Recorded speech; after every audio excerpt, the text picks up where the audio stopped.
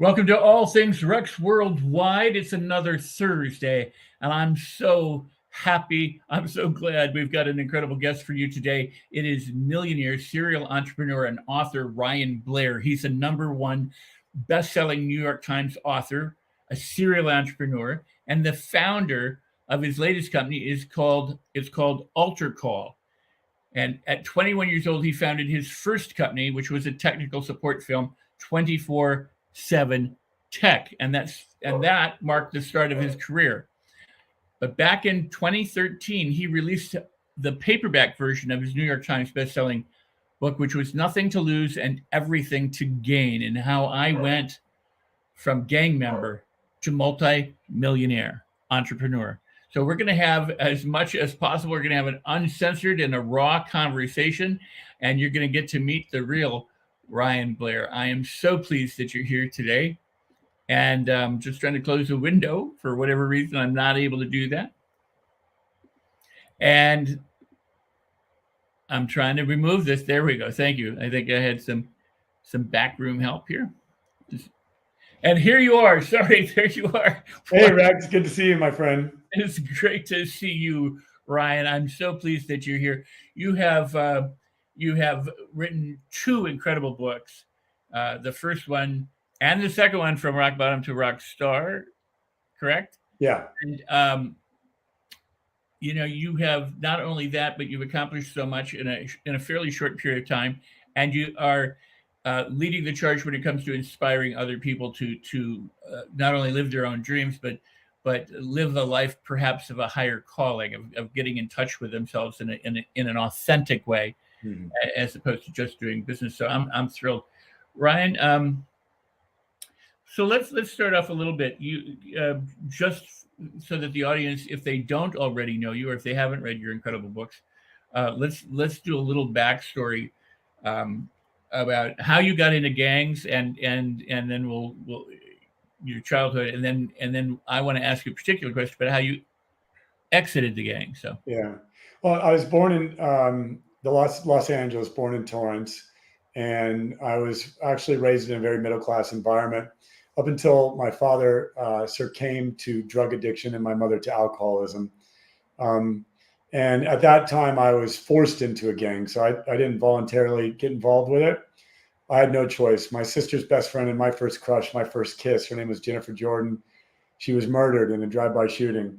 And I then was called to retaliate against that murder. And part of the initiation process was to be jumped into this gang. And at that point, I didn't have a choice. If I wanted to leave, my mother would be targeted.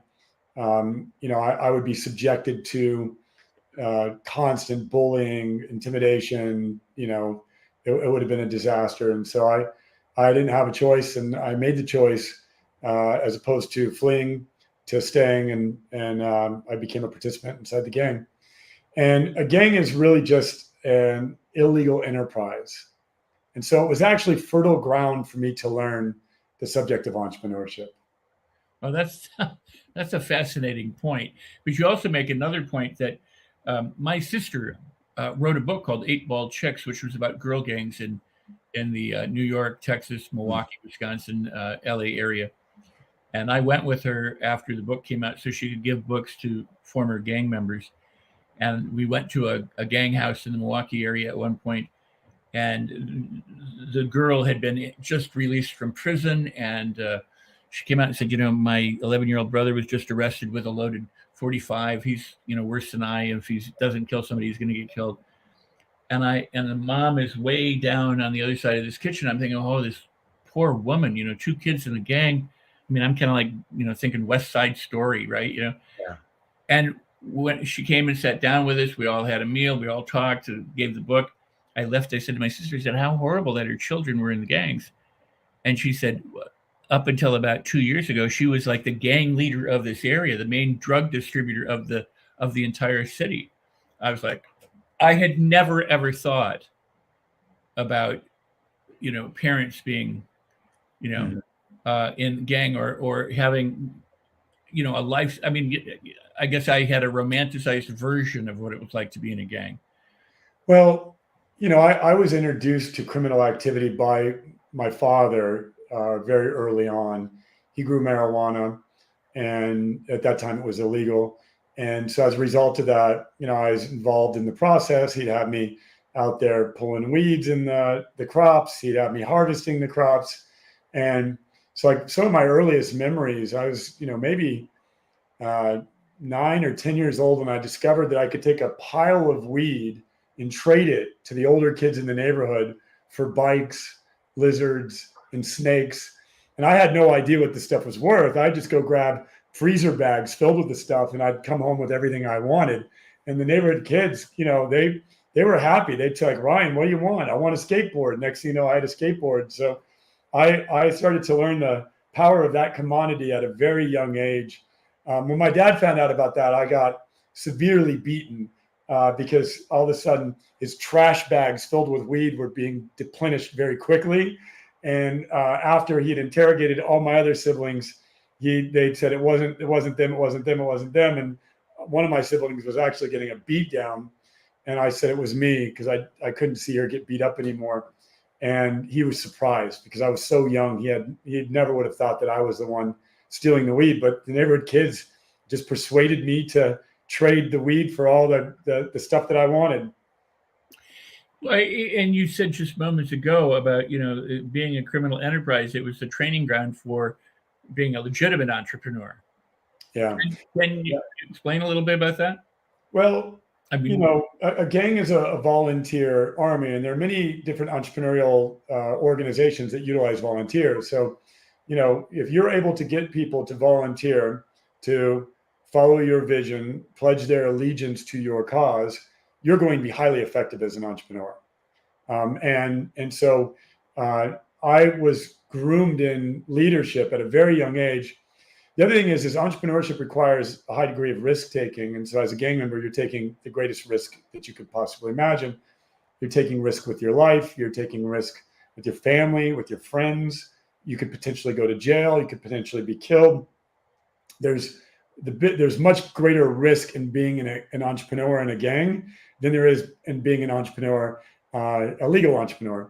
So my risk appetite was very high when I entered into the traditional entrepreneur arena because I had experienced great risk and, losing money or going bankrupt or, losing my status wasn't much of a risk at all. And most people are not successful as entrepreneurs or don't embark on the endeavor of being an entrepreneur, even though they may aspire to, because they're afraid to take risk. That's really a really incredible way to look at it. I have for 40 years, I've said, what stops most people is the thought. It's just the thought, just a mental packet of energy. And that many people, if not most, talk themselves out of it before they ever try it. When it comes to it, and what you just said, that the high risk that you had in the gang was far more severe risks than the risks that you would ever have in entrepreneurial business. And if other people could understand that without going the gang route, Yeah. but just understand that the risk that they might encounter is really nothing by comparison in some ways. Risk is always a risk, but it's not. You're not risking, life and limb. You're risking, maybe some self-esteem. Or, would you say, am I making sense here? Well, and I'll have to tell you that as it's been many years since I was in a gang. So, as I went into entrepreneurship, and it was 30 years ago that I was involved in gangs, or actually, 30 years ago. I'm getting old. There is times where I took on a lot of risk and I had a lot of fear. So the fear level that you have is directly correlated to the meaning that you apply toward whatever risk you're taking. So it doesn't matter whether I've been shot at or stabbed or, whatever the case is, if I apply a tremendous amount of fear level onto the risk that I'm taking, then that's a huge challenge. So not only your ability to deal with risk, but also your ability to deal with fear is an important aspect of becoming a successful entrepreneur. There are times where, fear got the best of me many years removed from, times when I had no fear at all about being killed or going to jail. And there are times in, my adult life where I now have children, I have a house, I have a team, and, and fear has creeped in. And I've just developed a series of tools and a process to manage that fear and to keep it into a healthy level where I can transmute it into productivity. Because fear can be a great fuel source if you identify it quickly and know how to turn it into productivity. But most people don't have these tools. The fact is that most people don't know how to think. It's like we have the greatest supercomputer ever invented. We are the most complex computer of any of the species on the planet, and more complex than the computers that people are listening to us through as we speak. And yet we have no operating manual. We have no idea how to code this thing. Well, and that is absolutely beautiful and poignant. And let's follow some of that. Let's go down that pathway, because and let's start with the, not historically, but what was the turning point, that not historically, but inside you, within you, where you made the decision to leave one lifestyle for the other lifestyle? Well, I was raised very early on by my grandmother. She's no longer with us physically, but she certainly is spiritually. And she raised me to have faith.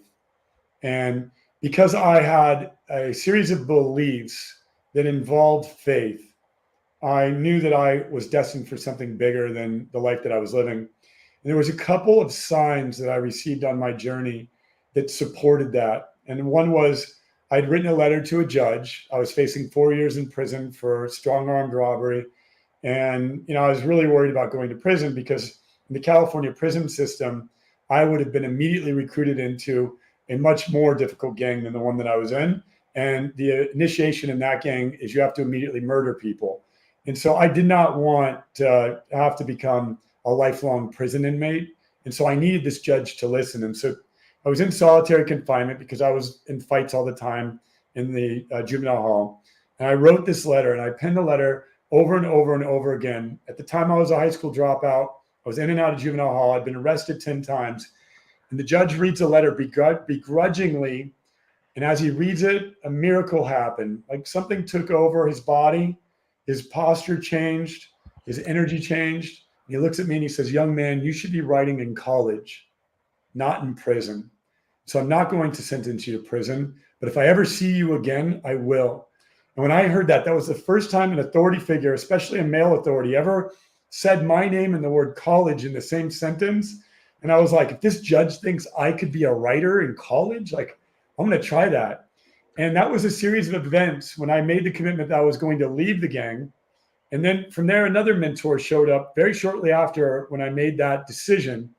And as they say, like once you make a decision, the universe will conspire to support that decision.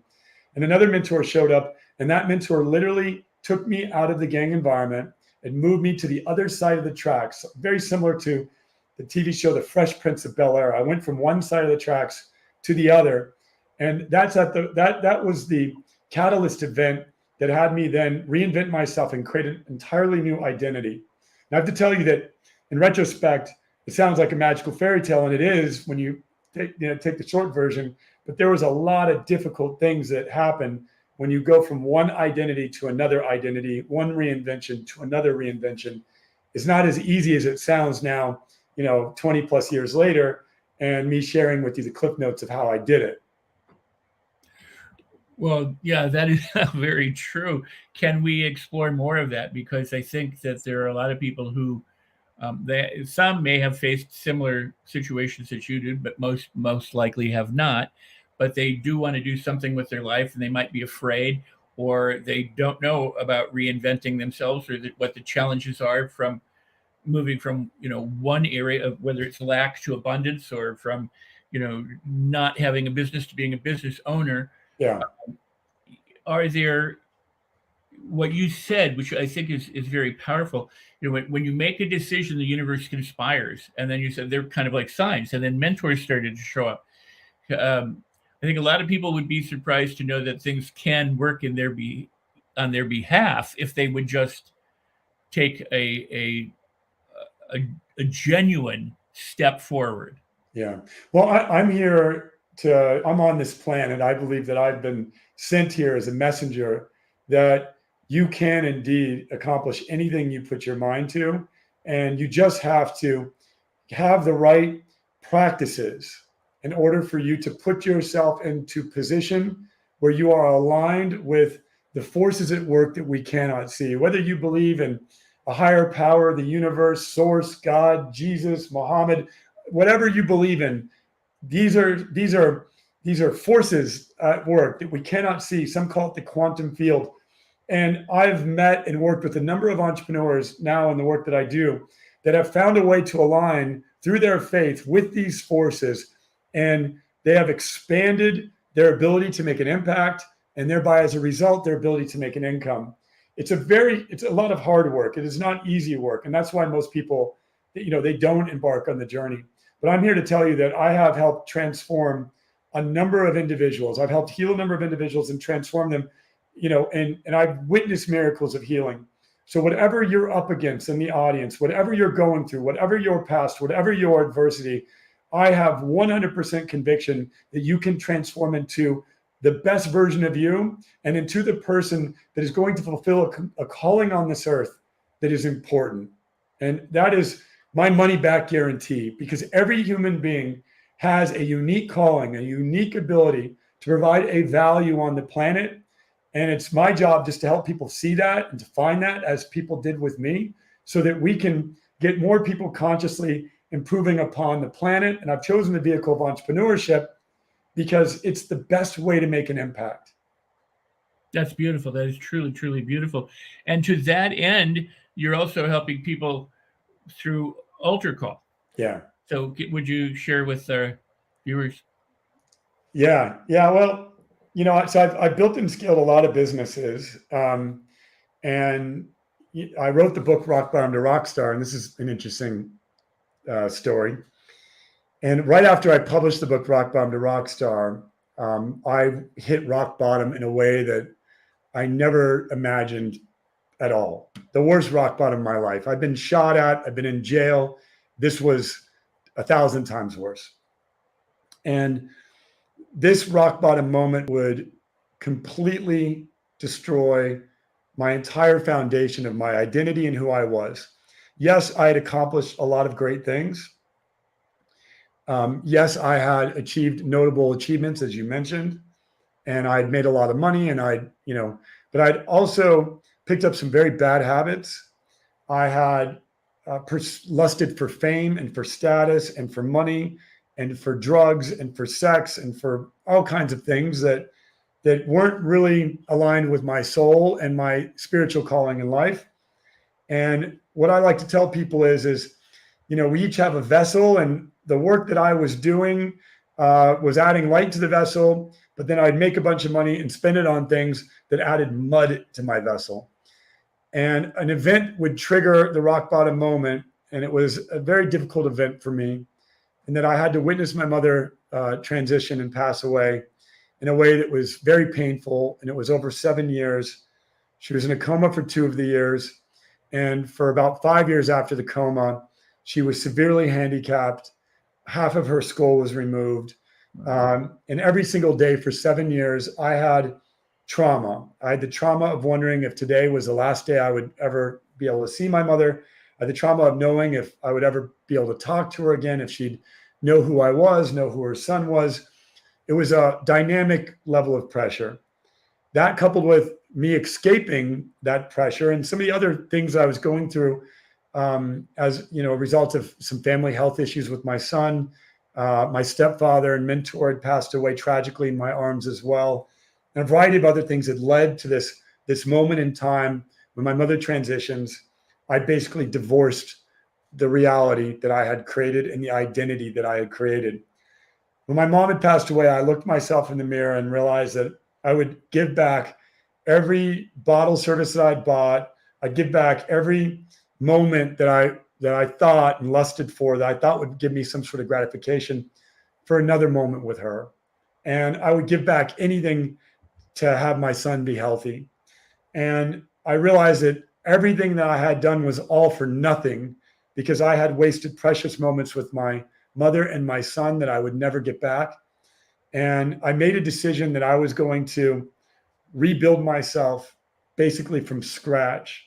I blew up the old Ryan Blair. I set fire to him, and I went to work in a very detailed, methodical way, reverse engineering a new version of me. And that was 4 years ago.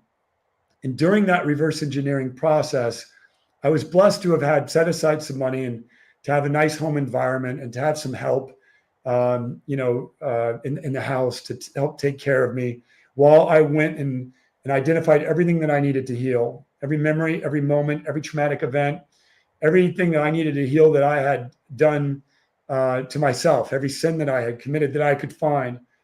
And I went at length and I researched and applied a number of different healing modalities to get to a place where I started to see some progress in my healing journey. Not only was I suffering from the worst heartbreak of my life, I lost my mother and I loved her so much that, I was just broken in grief. I was filled with anger, and I had a whole lot of baggage that I had accumulated along the way on my journey, starting at a very young age as a toddler and accumulating more and more of that baggage through my own actions as an adult, that I went to work on healing. And during that process, I had a revelation.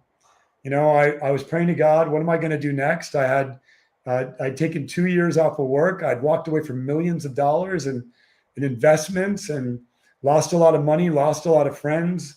I faced legal battles that were costing me millions upon millions of dollars. I was being sued by, a dozen people at one point, and it was just a nightmare.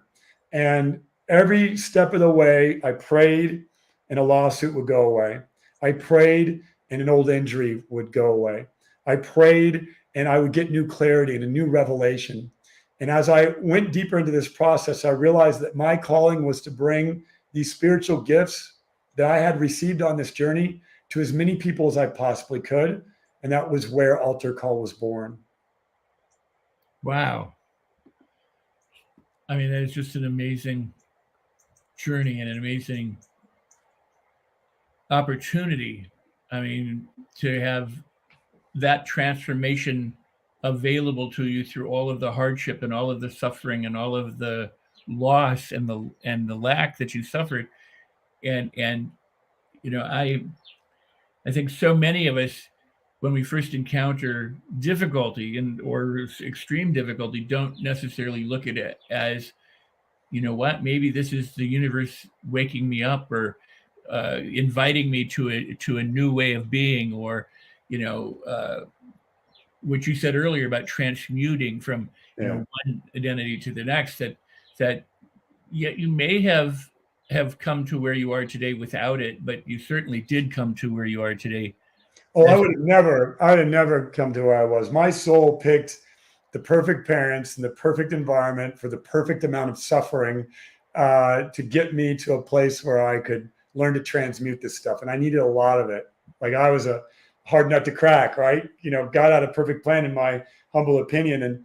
And what most people don't realize is suffering is the best teacher. Like, we often, we're like, oh, I'm upset that I'm suffering so much. It's like, you're not suffering, you're learning. And the issue comes when we suffer without the learning. But if we suffer with the learning, then we have taken that dark and turned it into light. And so we should rejoice in the suffering that we've overcome and the adversity that we've transmuted from dark to light, because the greater the dark, the greater the light. And I'm just simply a product. If you're recognizing that I shine a little bit of light, it's because I've learned how to embrace the suffering of my past. And now, a little older and a little wiser, I don't need suffering to learn. I learn now without having to be forced to learn. And yes, there are things that make me suffer, and there are things that I accidentally do and mistakes that I make. I'm not a perfect person by any means whatsoever. And as a father, I'm learning in real time how to have a conscious relationship and how to to help my son heal and grow and learn. And there are times where I make mistakes as a parent. I cause suffering in my son, which causes suffering in me. And so I'm constantly learning, and suffering is a part of that, but it's no longer my number one teacher. I've kind of graduated. I now learn from, much more positive sources. That's so beautiful. That is so beautiful. I'm going to do something. We had a couple of minutes before the break, but I want to take the break now. But before we do, if we could, I'm going to put your book up here because this is Rock Bottom to Rock Star by Ryan Blair. And that and his other book, Nothing to Lose, are available at Amazon. And we will have those books both available in the link or links available so that people can find them and discover them. We'll put that up again. And there was a ticker going by that had altercall.com, which is Ryan's website. But I want to take the break sooner and then come back on the other side because I want to talk to you. You mentioned your son, and I want to talk to you about your son and about fatherhood because I think that this is definitely an area that we'd like to explore together, and I know that it's an area dear to your heart. So let's take that commercial break right now, and let me tell you, the viewing audience, live or in replay, you can always leave comments. You can like the video. You can certainly share the video, and if you are listening live, you can see people are commenting. You might have a question or something for Ryan. Go ahead and comment or ask a question. And if not, we'll continue our conversation as is. And in the meantime, I want to thank the Los Angeles Tribune for making the show possible. All Things Rex Worldwide was their idea, and I'm so happy that they invited us to do the show so I can have conversations for you with incredible people like Mr. Ryan Blair. And we'll be back after this commercial announcement.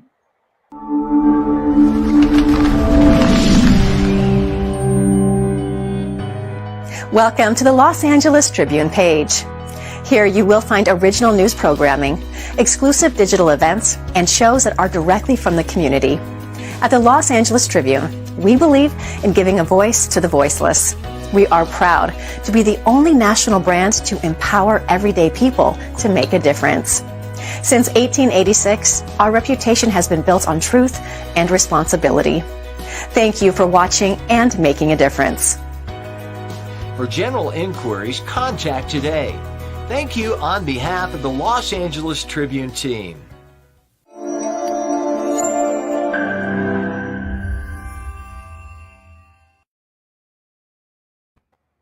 Wow, Ryan. Recently, your son had a birthday, and the way the loving, you had a very loving tribute or message to your boy, and I found that so beautiful. And I know we were talking before the show about how fatherhood has changed us, but a lot of people who may be pursuing entrepreneurial, businesses or not, are parents. Yeah. And being a conscious parent is something that we can all benefit from learning how to become one. So what have you learned in terms I have a long list of what not to do. The more conscious you are, the more you realize how many mistakes you make. And, just last night at his birthday party, or after his birthday party, I'd made a comment and I watched him get triggered. Now, I had no intention. It was, we were being silly with each other, and I watched, it hurt him. And I was like, oh, on his birthday, I accidentally hurt him. I didn't mean to. And, in meditation today and in prayer today, I'm like, oh, I could have done better. And I just made like a silly comment. We were making a little fun with each other, and he just didn't like it. And and I understand I should have been a much smarter dad. And I now know what not to do. And I now know that there's some sensitivity there that I have to be more mindful of.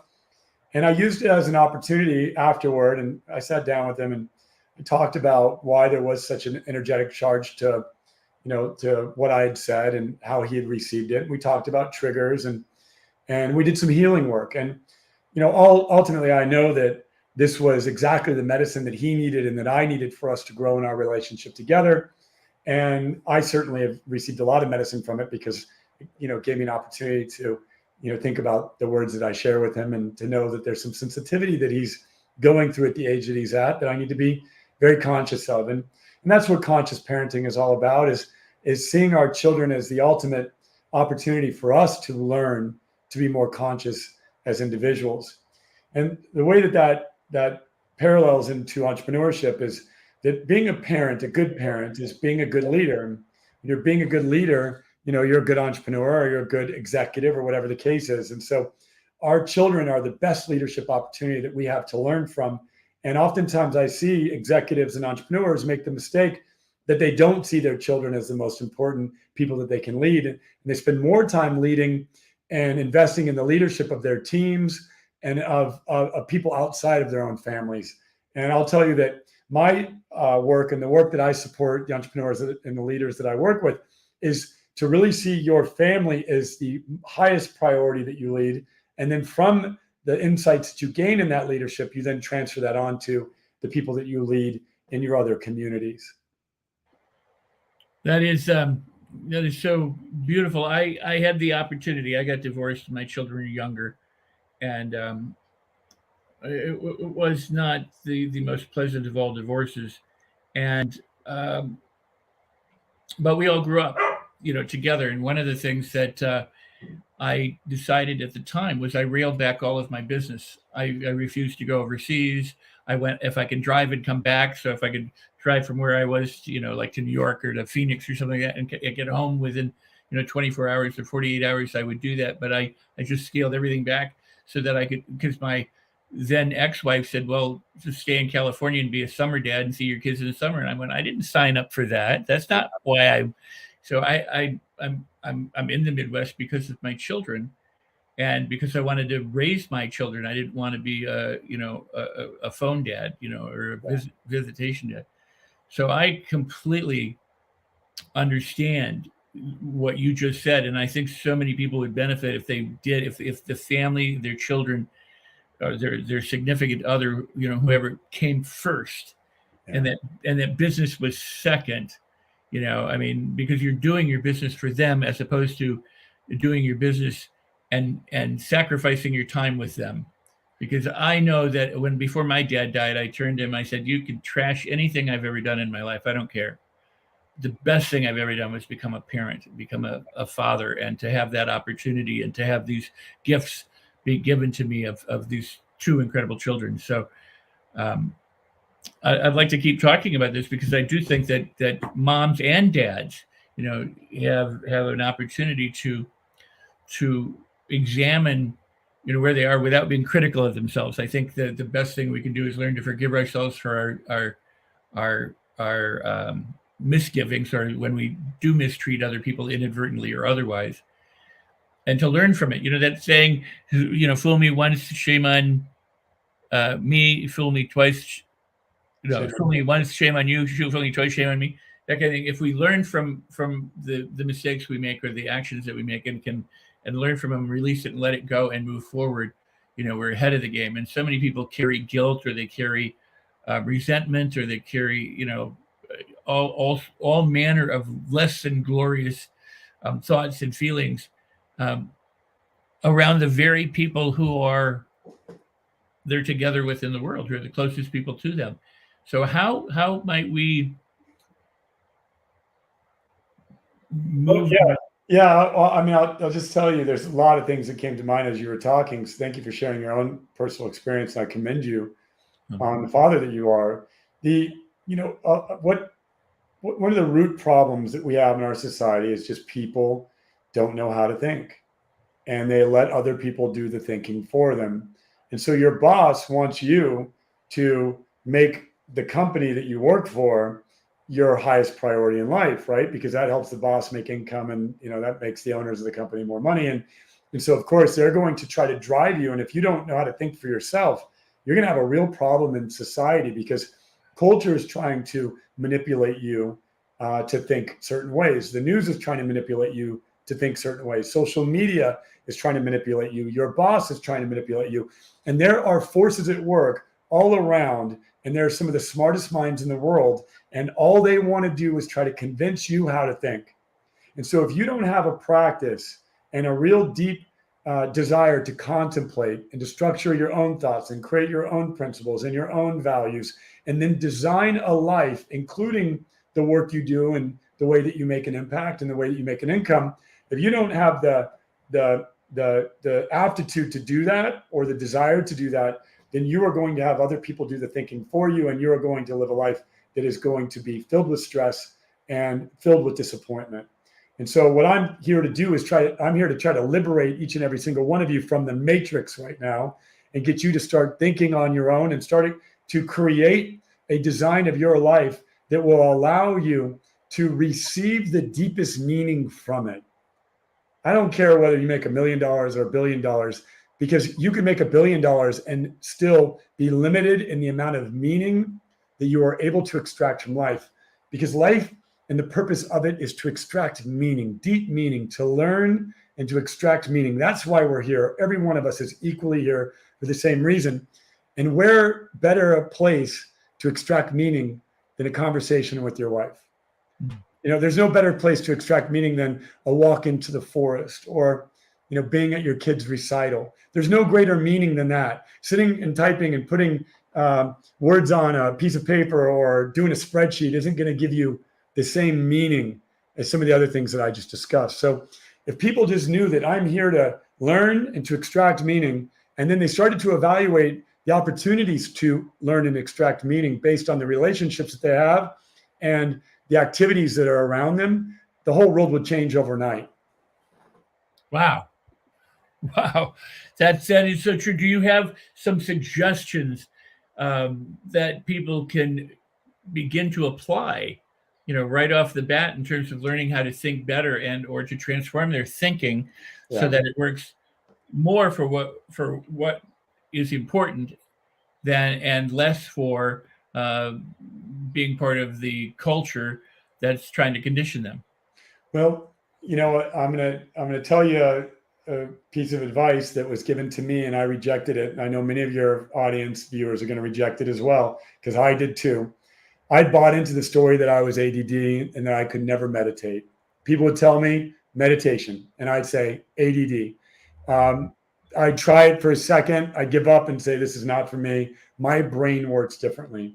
Here to tell you, your brain does work differently. And the reason why is because it has been programmed based on a unique set of variables. And what meditation allows you to do is reprogram your brain. In the 2-year journey that I went through, I reprogrammed my brain, and I have 0 ADD whatsoever. I'm now grounded and calm. I don't get triggered. I mean, I have re-engineered my brain because I sat there and I did the work to re-engineer my brain. And in the process of doing this and learning in meditation and working to master meditation, I have learned that you can change the way your brain is organized and the way your thoughts are organized, and you can actually change your thinking. It's a practice. It takes time. It's real simple to do. I have some videos on YouTube. If you type in altar call meditations, I do free meditations for people. I've meditated with over 20,000 people now that I've learned this practice, and I've created some simple practices for meditation. But meditation is number one. And the thing that sold me on meditation was this. I'd read an article that if you learn to meditate, you would improve your IQ by up to 23%. And as an entrepreneur, I was like, if I get a 23% advantage, like by meditating, if you're a poker player and somebody told you a 10-minute practice a day would give you a 23% advantage as a poker player, and as entrepreneurs, we're taking often equivalent risk to a poker player. Like, there's no doubt in my mind that any poker player in the world would, do a practice that gave them a 23% advantage. And so, to me as an entrepreneur, I just said to myself, I want to get this 23% advantage. And I started meditating, and I watched my IQ in a variety of areas change. My IQ as it relates to my body changed. My IQ as it relates to my voice and my musical aptitude changed and improved dramatically, even more than 23%. My clarity in thinking, my clarity in communication, my clarity in thought, my ability to deal with negative challenges, it all changed. And it all happened by the practice of meditation. And in addition to meditation, I would also say the practice of prayer and the practice of breath work. If you do those 3 practices, you will change your body, your mind, and your soul in remarkable ways so that you can be activated in your role and make the impact that you're capable of making. That's totally beautiful. Totally beautiful. Yeah, and I can't, I mean, I can't find the counter argument to any of that. And I agree with you, but there are people who know that they should do something, that they could do something, that they, must do something, but don't. Yeah. And so how do you appeal to those people, uh, other than, being an example and walking your talk? How do you convince people that, and maybe it's not our job to convince Yeah. people. It's not our job. It's the job of suffering. That those people are signing up for suffering. And I say this with all the love and compassion in my heart. And I have students that I have to talk to, and I tell them, hey, I'm not your mentor anymore. You've chosen a much better mentor than me. You've chosen a mentor of suffering, and your teacher is going to teach you, like, keep smoking that weed, keep doing that stuff, because the teacher that you've chosen is going to teach you far more than I am. And when you're ready, to come to this school over here, I'll be here for you. I'll accept you, because I too chose the teacher of suffering many times. I had mentors tell me, Ryan, stop doing this, stop doing that. And I was like, nope, I hear you, but I want to learn from another teacher other than you. And I can tell you that after having learned from the teacher of suffering and having been coached by that coach for many years, that I'd much prefer to learn, from higher vibrational, energetic teachers, like the teacher of love, the teacher of compassion, the teacher of determination. But if you don't find a vibe with those teachers, then just keep learning from the teacher of suffering. I'll share something with you that I talk about, but don't often share too many details. The first mystic mentor that I met was a choreographer when I was about 18, and of course, he terrified me. I had this was this at the time. I didn't know what enlightened or awakened meant. I mean, I'd meditated since I had studied meditation since I was 7 and a child, but I mean, I just didn't get who this guy was because of the Hollywood trappings and everything else. I just thought he wanted me, but he was just saying, there's an authentic person there, but you're so covered up with your conditioning. And I kept thinking, oh yeah, but you just want sex with me. And he would go, what are you talking about? I just want you to be able to give something, be something, allow yourself. And I would run away. I would flee from this guy. And then a month would go by and I'd crawl back and I'd say, okay. And every time he's like, hi, how are you? As if I never left, as if I never fled. And so as I thought about it later in life, I thought, this guy was like, I was like the prodigal son. I wasn't a real family member, but I would leave. And when I came back, he was happy. He's like, throw you a party, that kind of thing.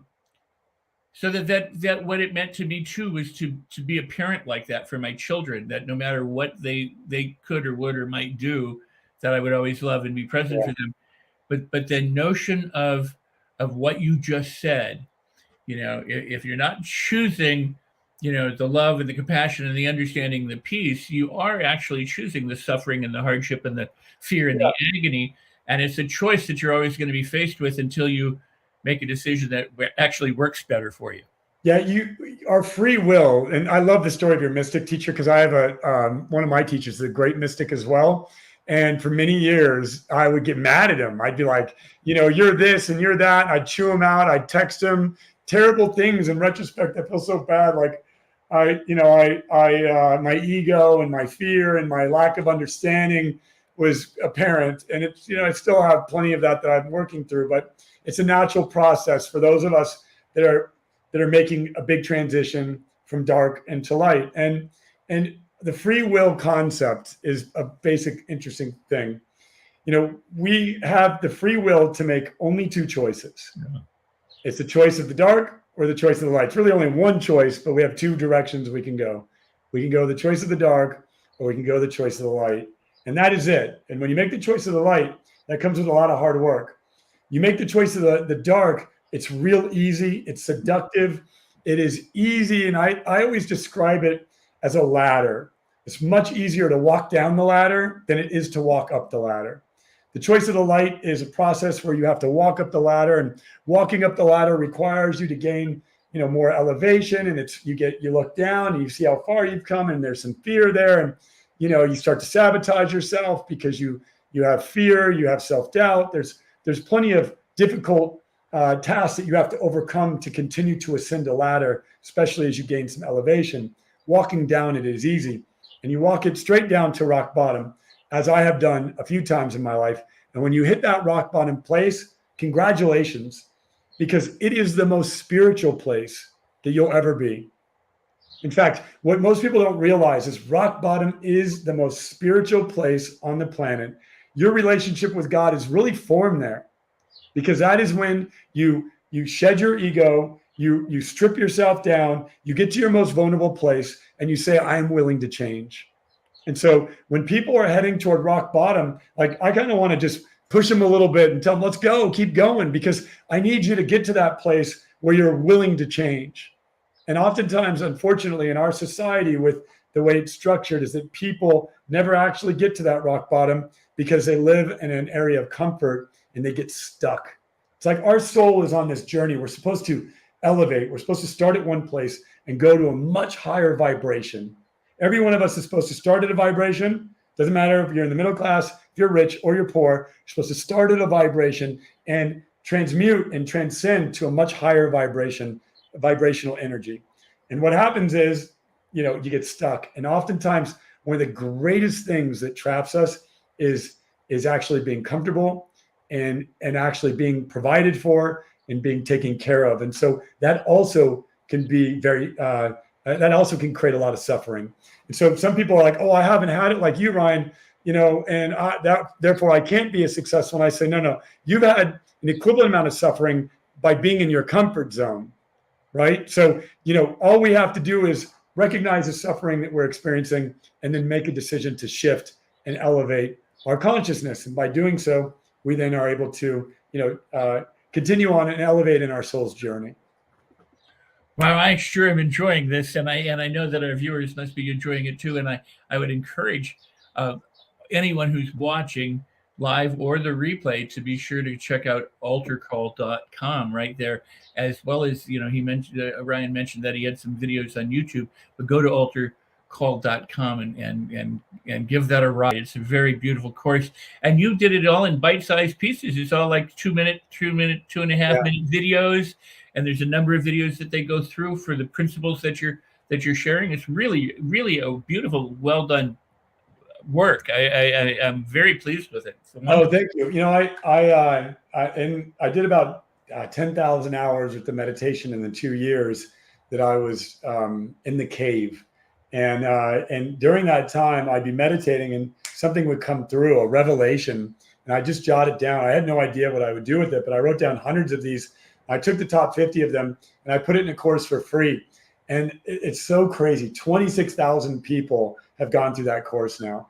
And I mean, I can't believe that during the period of time that I was in the cave, that I would receive some revelations that would turn into a lesson that 26,000 people would go through. And so I give it away for free because I just want to share the words that I've been so blessed to receive throughout my journey. And I have to give all the credit to my higher power, the creator, because, I can feel the creator's craftsmanship and presence in all the work that I do, including the work that we do at Altar Call. And so that's what our true purpose is. Oh, that is beautiful. So again, viewers, if you're watching this, go ahead and share it, like it, spread the word, and share it for your family and friends so that they can view it too. Make it available to those special people in your life as well as those strangers on social media. Because you know what? When you find something that's worth sharing and you care enough to share it, you help transform the world, maybe person by person. But Ryan just mentioned 26,000 people are doing this program. You can be a part of that too, and you can help others to do that. What I love about your program is I have always maintained that, if you understand the principle, you understand so much. It's like the umbrella. Everybody's looking for nuts and bolts and techniques and strategies and all this stuff. But if you get the overarching principle, everything else kind of falls in place. Yeah. And the thing that you do is you share these principles and you do it in this like bite-sized 2 minutes, 3 minutes kind of thing, and then tell people here, I want people to go and look at the course. I don't want to tell them what the course is, but what I'm saying is it's poignant. They can memorize it. They can make it their own. They can live from it. And even if they don't live from all 50, if they live from 2 or 3 or 4 to start with, they are transforming their life, they're transforming their time, they're transforming, all sorts of things. So it's truly, again, it's very well done and very well, it's, the vehicle is what I'm getting at. It's a superb delivery vehicle. Thank you. Well, I'll tell you that the principles came to me and I leaned on them, and I got through the hardest times in my life. Facing the loss and the suffering that I was going through. One principle, for example, is healing is painful, but the pain of not healing is far greater than the pain of healing. Right. And so when that came to me and I had that realization and that revelation, I then had the courage to heal and look for more to heal, because I knew that the pain of healing, yes, it was painful, because we don't want to look at the stuff, right, that we need to heal, especially the stuff that we've done, ourselves. But I realized the pain of not healing is far greater than the pain of healing. And that principle served me. And now I've given it to many students, and I've watched people transform just by that simple principle. And there's 49 more of them just like that are yours for free if you sign up for our principles course. It's you said it earlier, whether it's Jesus or Buddha or whomever you choose to believe or not believe in, or whatever, you come to the conclusion of. I love some of the Bible stories and quoting scripture for a number of reasons. But if you look at the example of Jesus toward the end of his life on that Thursday, where he said, if it's possible that this cup could pass, I'd like it to pass. This is a tough one. So but not my will, but your will. And he ultimately accepted what in the story, at least, is his fate. But then on the cross, he does, to me, the most remarkable thing. He turns and he says, forgive them. They don't know what they're doing. They're just in their conditioning. They're in their, in some other consciousness. They're not aware of what's going on here.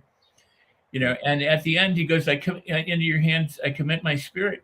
The idea is the surrender to something that's larger than ourselves, the surrender to this higher power, the opportunity to release and let go of the things that hold us back, or the things that would, cause us problems, and that could be the guy on the freeway that gave you the finger in the morning, or it could be some really traumatic event that actually happens. And that example of Jesus, whether you believe it happened or didn't happen, or whether you agree with it or didn't, is to me just such a wonderful example of surrender to something greater. And of course, if you depending on which franchise you believe in, there was also a resurrection. There was something else that happened as a result. There was a transformation that had occurred. And that's so beautiful. So, well, Jesus was my inspiration for crafting the principles, because I wanted to write them in a way that was duplicatable and memorable for people to be able to stick with them in their hearts, and that they could live by them, share them. And I didn't want to create any more complexity in people's lives. I wanted to actually simplify their lives through these principles. So he was indeed my inspiration. I've studied his life extensively. I've actually even taken a trip to the Vatican, and I've had the pleasure of being in the Pope's private residence and holding a piece of the crucifix in my hand in the Pope's residence. I've gone to Israel. I've walked in his footsteps. I've been to the Galilee and drinking from the sea of it. I've been to the caves. I've really studied Jesus extensively, and I've tried to model my life as much as I possibly can after Jesus. And I've made it my personal mission to make as big of an impact as I can through the inspiration of Jesus. So I share that with you. But I've also studied a number of other great leaders in humanity. I've studied Buddha. I've studied Muhammad. I've studied a number of Hindu leaders and different mystics from different faiths. I've studied Kabbalah and Kabbalism. I've studied a number of these different things, because I've looked for the things that align and the things that are unified in all of these different faiths, to try to create my own best practices and my own way of living that is impactful as I possibly can. And so I share that with the audience, because I want them to know that whatever faith that you have, I may be a Christian and I may have deeply studied Jesus, but you could study Buddhism and come to a great set of philosophies and principles, or Hinduism, or the Muslim faith, or the Jewish faith. And so I'm agnostic when it comes to what the person's faith is. I only work with people, though, that are faith-based, and I work with a number of different faiths because I want to lead as many people as I possibly can to create the biggest impact that they possibly can. Well, you're doing an amazing job of that. That's so very cool. And it's we need light workers in the world. And I mean, and you definitely are one of them. I would venture that whether it's Buddha or Muhammad, Lao Tzu, or any, whomever, Jesus, that as an anthropology teacher once said to me, and as Dr. Bernie Siegel has said numerous times, and even more so recently, said, I'll go with Siegel first. He said, when you cut a person open to do surgery, they're all the same on the inside. Yeah. If you're looking at the outside, you're missing the point. We're all one people. And my anthropology teacher, who I loved when I was like, there is no thing as race. We're just a species. We're one species. And so, you can compare and contrast. You can look for what's similar. You can look for what's different. And too often people look at what's different and let that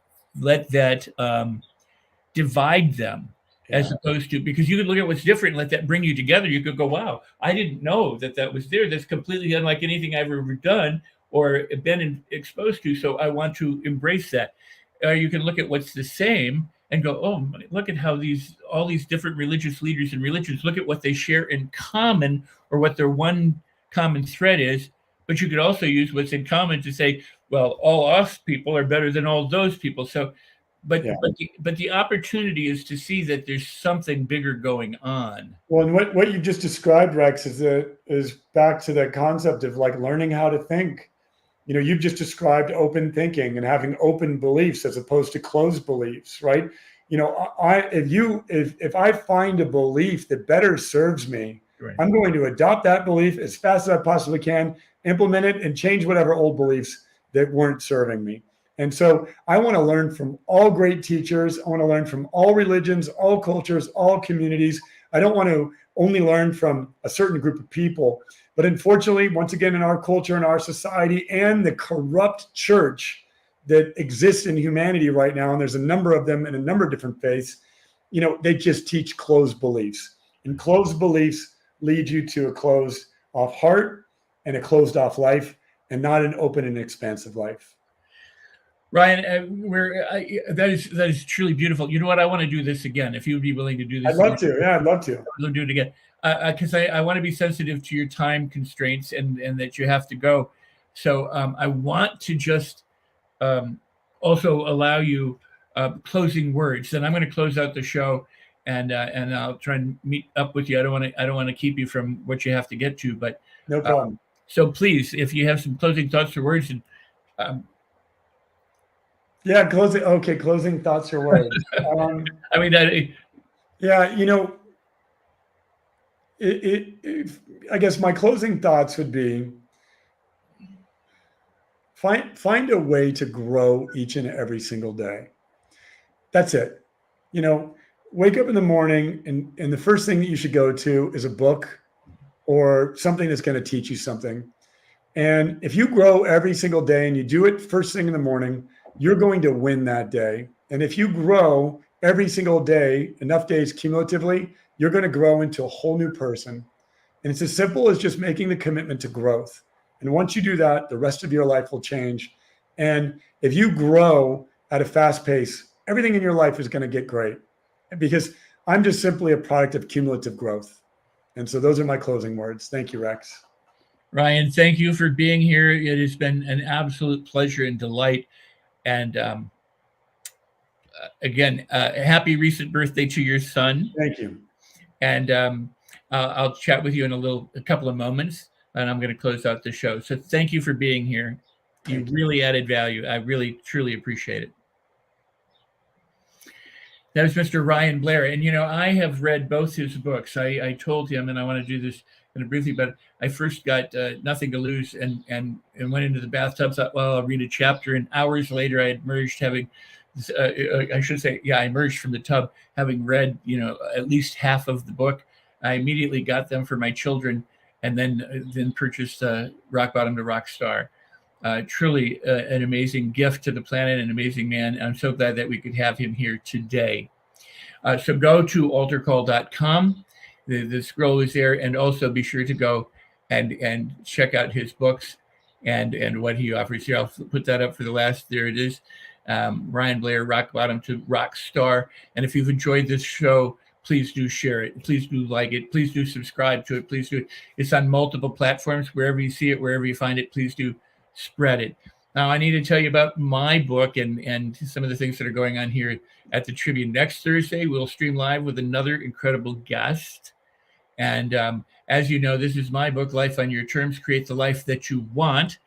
And when you have purchased this book from Amazon or soft cover or hardcover or whatever, you know that if you take that receipt and you go to my website, whatever it is, I don't see the scroll right now, but it's rexsikes.com/book.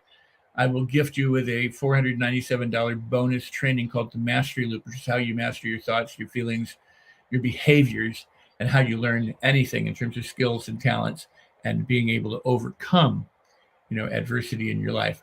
So I'm so glad that you're here. Sorry, I'm looking for something that I can't find, but I'm so glad you're here. I'm so happy that you've been a part of today's show, and I'm so happy that I had Ryan on my show today. This to me is a very high point of the day and of the week and of the show itself. So again, thanks to Mr. Ryan Blair. And with that, if you consider everything a blessing, as I always say, everything will be a blessing. So keep that in mind and celebrate everything. I'll see you the next time.